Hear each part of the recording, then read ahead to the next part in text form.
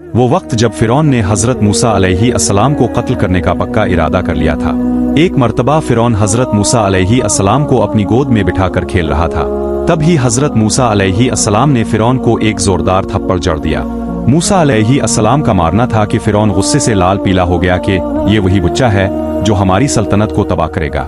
اس نے جلادوں کو حکم دے دیا کہ اس بچے کو قتل کر دیا جائے، لیکن حضرت آسیہ نے کہا پھر بھی اگر آپ کو یقین نہیں ہے تو ایک طرف سونے جواہرات اور دوسری طرف آگ رکھ کر بچے کا امتحان لے لیجئے۔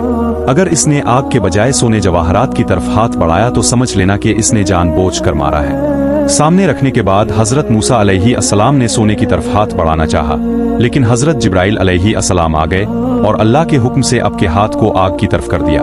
اپنے انگارے کو اٹھا کر منہ میں ڈال دیا، جسے فرعون نے حضرت موسیٰ علیہ السلام کو مارنے کا ارادہ ترک کر دیا، اور یوں اللہ نے حضرت موسیٰ علیہ السلام کو فرعون سے بچا لیا۔